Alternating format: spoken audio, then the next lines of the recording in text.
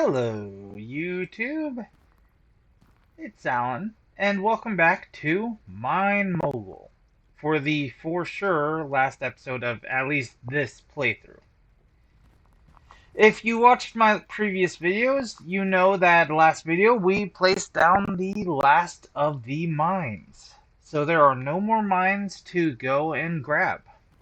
Now, obviously, you could go and refine all the production lines to make them more efficient, more all that. I'm not really going to bother doing that.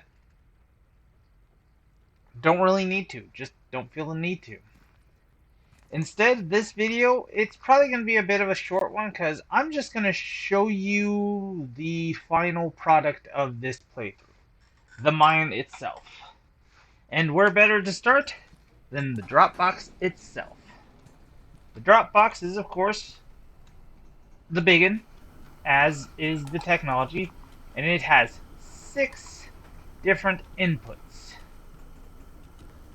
5 on the ground, sorry, 5 on the ground, with one of them being, of course, this furnace, the shaker that's putting out rubies, the various outputs from the cavern over there, the rod extender, which I never did get around to actually making better, and then of course the various other smaller products over there that merge together.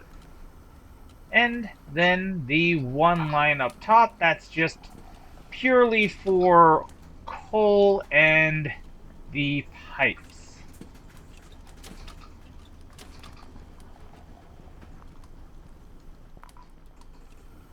So yeah, that's all the inputs. We have our little shaker, copper smelting area. I did, as you might notice, the Master of Slag achievement. I did empty out my treasure chest. That's how you know the playthrough is done. I emptied out my treasure chest. And yes, as you can see, there is just barely enough broken drill bits around the map for you to find that you never ever even have to go and research this rapid auto miner. Now, if the devs are ever watching this video, I really hope you don't change that. Or change it. I really don't, well, I kinda care, but not really. I think it's rather neat that you can find all of the broken drill bits without having to worry about, well, making one. Like I said, doesn't really seem like much of a benefit to me. Off screen, I did do quite a bit of changes. First, the most noticeable one, you'll see that each and every one of my sorters now has a lid. I did that just to make it look a little bit neater and a little bit cleaner. Next thing I did, these merger conveyor belts, I made them into walled merger conveyor belts. And oh my goodness, not only do they look nicer that way, but they also really help out. Over here, you'll see that it's slightly overflowing. 2 changes have actually helped it to not overflow anymore. It was overflowing before. There was ores that was coming up over on this side. 2 changes that helped out. First, I of course have the walled merger, and I swapped over to this routing sorter. Now, the routing sorter is basically just a bigger, fatter sorter. It's supposed to be that way because you're supposed to use it for pipes and walled plates and such like that. You're supposed to use it for that. But, I obviously didn't, because the conveyor belts work just fine for me. You might have also noticed these. This is a jump pipe. What, oh what, Alan, how do we make jump pipes? How'd you figure it out? Well, why don't we just continue the tour, my dear friends? Over into the cavern! Ooh la la! The cavern, of course, hasn't changed any, too much significantly. You will see a slight change to the copper, the small copper producing area, and that's this little line that's drawing off a few bits of copper. Where's it going? Well, it's going up here to this pipe right here. And you see? See what just happened? Iron plates come in, copper plates come in, they fuse them together, and they turn into junk pipes. That is apparently how you make junk pipes. I had completely spaced on the fact that you can make junk ingots with two different ores. Completely blanked on that fact. I didn't even think that maybe, just maybe, that might be how you make plates. Well, yeah, that's how you do that. That's how you make junk plates. Junk pipes, I mean. And junk pipes are undoubtedly way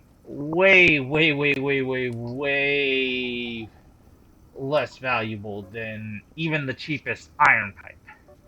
Yeah, yeah, it's cheaper than the plates that were used to make it. So, yes, I will be removing that because there's no damn way I am going to be wasting money when I don't have to.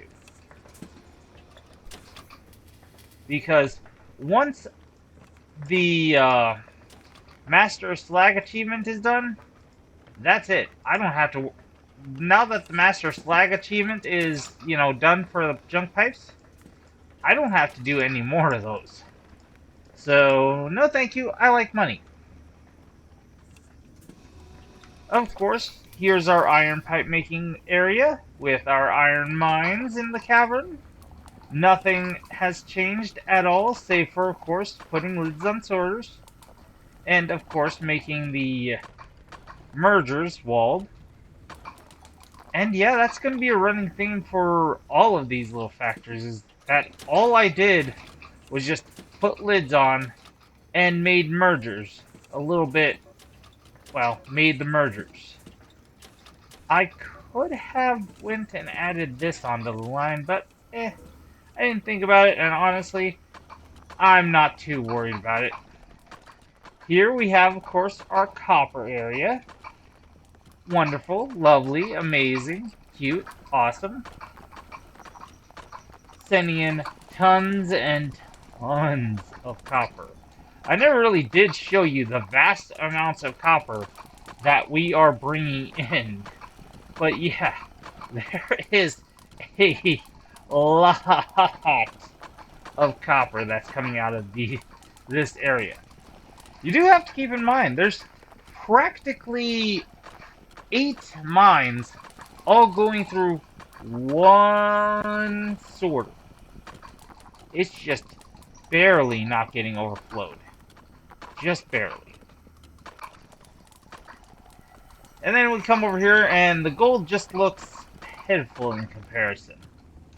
But it's by no means bad. Not at all. Gold area is producing a decent amount of gold. It's just, when you see the copper over there, well, it kind of makes you a little bit humbled. And of course, like I said, all I did was add the wall mergers. And of course, I did have to fix what I did earlier and make it so that they weren't just dropping onto the belt. They can have one continuous smooth motion. Same over here. One continuous smooth motion. Our very first gold area. With, of course, our cavern right there. Continuing on with the tour. I'll just really quickly run you over to the latest and greatest. Of course, we go all the way over here. Those are the two last mines that we did. Nothing, I didn't really change anything about over here, not seriously. Sure, a few of the mergers, yeah.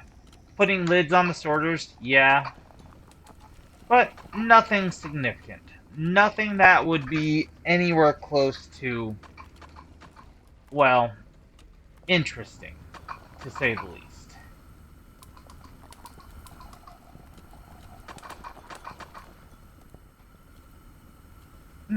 I did forget about this merger, though, which is fine. A little bit of chaos, a little bit of randomness. Eh, it is what it is.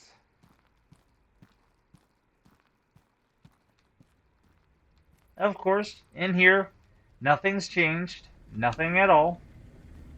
Well, save for, of course, the occasional merger that was, of course, turned into a wall.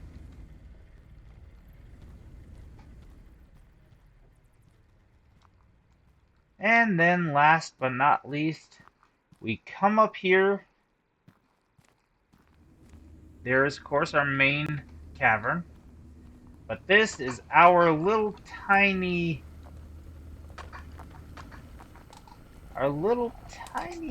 copper setup. Just the tiniest copper setup.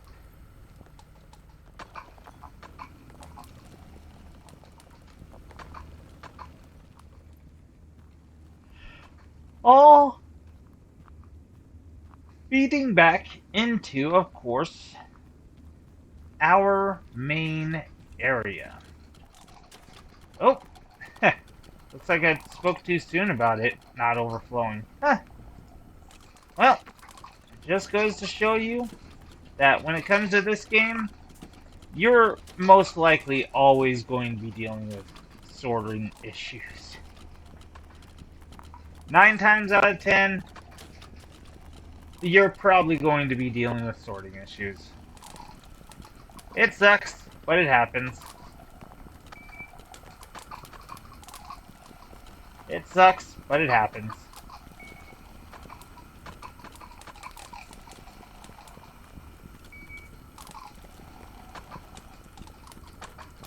And the only way to really deal with it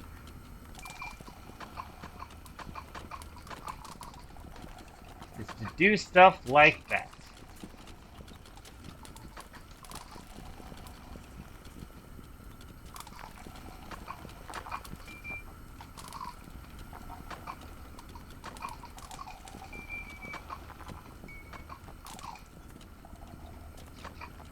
And there.